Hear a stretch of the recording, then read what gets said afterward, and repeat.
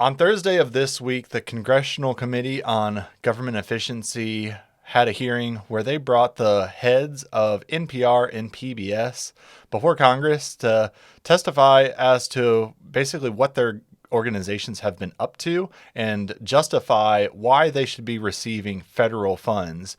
And to which the short answer to that is no, they really shouldn't. As technology has improved over the years, it has made these organizations virtually obsolete, and they really don't have any purpose. They could easily have private, entities perform these same services very easily. They brought up, the Democrats at the hearing brought up Sesame Street over and over and Elmo over and over again, that the Republicans just want to get rid of Sesame Street, which a lot of people grew up and have fond memories of Sesame Street, even though they have become rather woke over the past several years. But still, Sesame Street is a private entity that could easily go to any number of other streaming services to be available. And there's absolutely no reason why the government should be funding PBS or NPR at this point. They are essentially a propaganda arm of the left wing, Democrat Party. This is not different from CNN or MSNBC, but what makes it way worse is that these organizations are actually funded by tax dollars. So you and I are forced to pay for these institutions that essentially hate us and try to make our lives worse by propping up left-wing causes and ideas. Under the leadership of the Trump administration, the Republican Party has really sought to crack down these methods of basically money laundering and propaganda that the Democrats have been using for decades. They basically funnel money to these organizations, and in reward, these organizations will promote and prop up the Democrat Party. But it seems like that gravy train is coming to an end, and these people were really blindsided. It seems like they never thought that there was going to be consequences for their behavior, but it seems like that's all coming to an end now. This hearing had a very similar feel to it, like when the heads of the universities, Harvard and Columbia, came to Congress to testify about all the rampant anti-Semitism at the pro-Hamas, pro-Palestinian protests that were going on, where the universities seemed to, if not just tolerate it, outright they encouraged it. Some of the faculty members encouraged these, protests.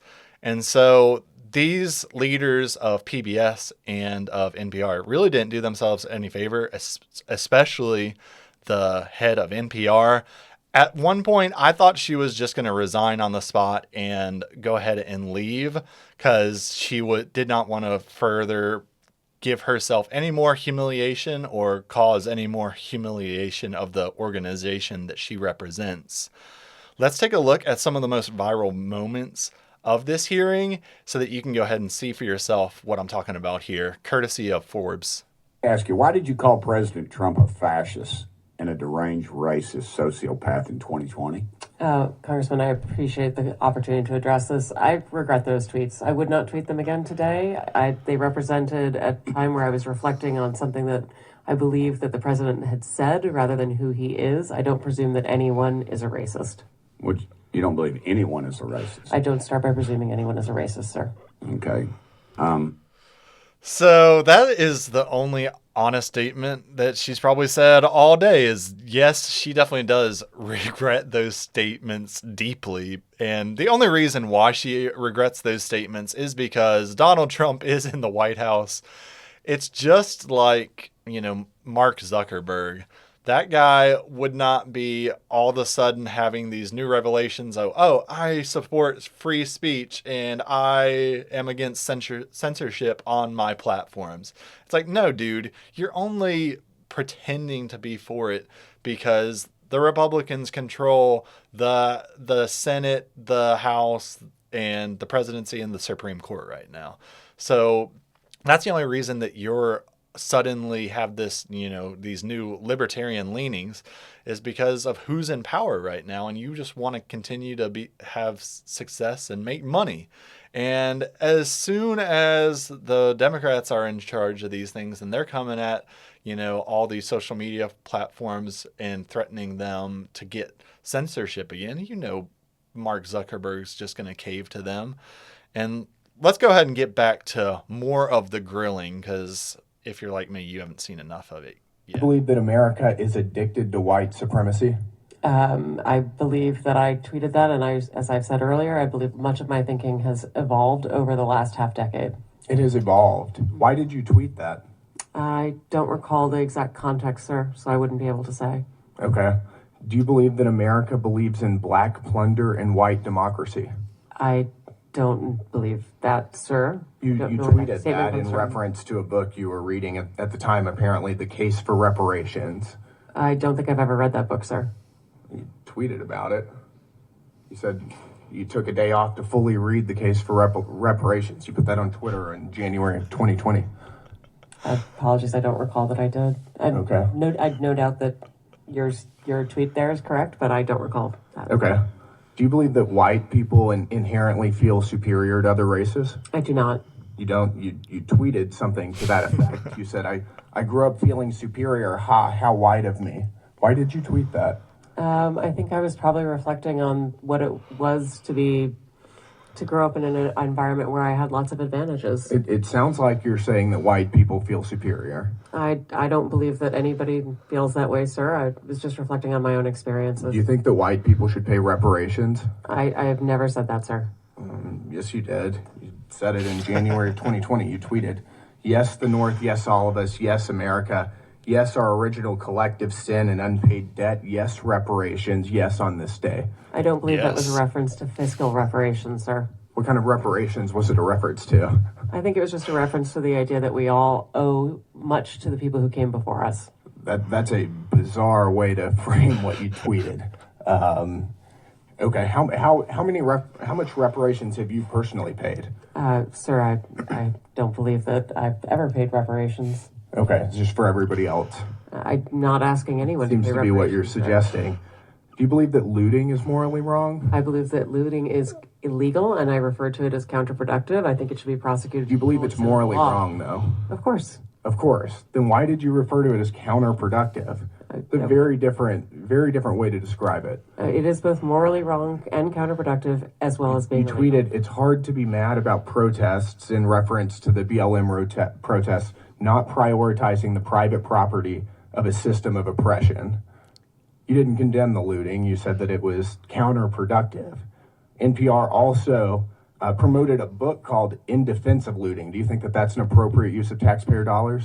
I'm unfamiliar with that book, sir, and I don't believe that was at my You time at tweeted NPR. that you read that book, but I don't believe that I did read that book, sir. do you think that a few years ago NPR educated America about, quote, the whole community of genderqueer dinosaur enthusiasts? Do you think that that's an appropriate use of tax dollars? I was not at NPR at the Oh my gosh.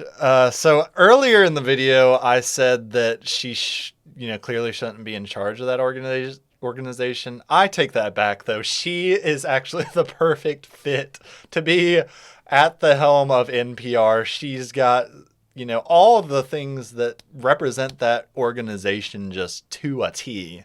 She's ultra woke. She's, a Marxist elitist. She perpetuates fake news and is clearly dishonest.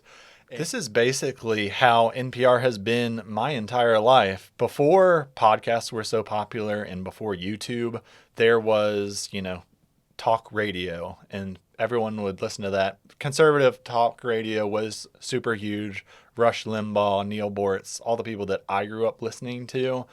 And, there was always NPR was basically the only form of liberal talk radio. And they were propped up by the government because they could not compete against these private radio stations that had these hosts on that actually generated huge amounts of revenue. And this is very similar to what we see today on the podcast front and on YouTube.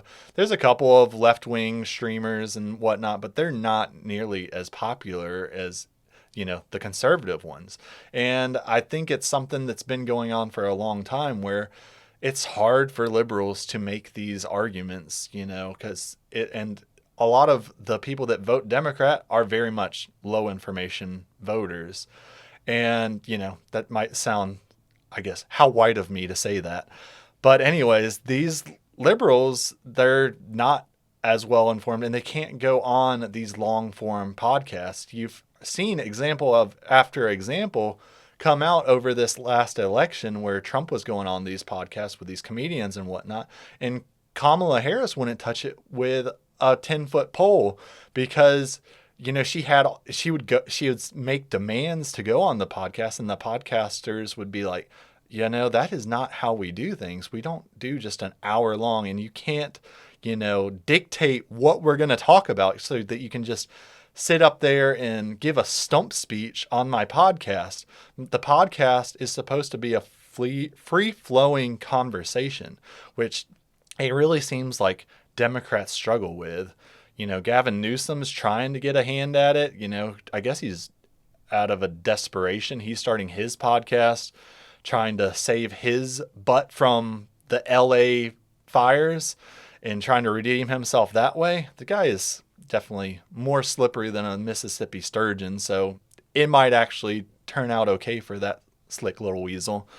But time will tell, I guess. Really, PBS and NPR should have been stripped of their government funding decades ago, but now that we've seen how biased they are in recent years, especially the last 5 years since COVID, and I feel like a lot of media organizations really outed themselves because they had Trump derangement syndrome so bad. Whether it was them ignoring the Hunter Biden laptop story because they thought it was going to help Trump, or if, it was them calling people conspiracy theorists because they thought that COVID most likely came from the Wuhan lab of novel coronaviruses in Wuhan, China, which obviously was the most likely source of the virus to anyone who's, free-thinking individual. But anyways, this is just another example of this and why we don't need them, why we shouldn't be sending our tax dollars to an organization that hates half the country, basically. If you enjoyed this video, go ahead and like and subscribe to my channel. The name of the channel is Appeal to Reason. And if you have friends that you think would enjoy the content, please go ahead and share it with them as well. Much appreciated, and thank you for your time and attention today.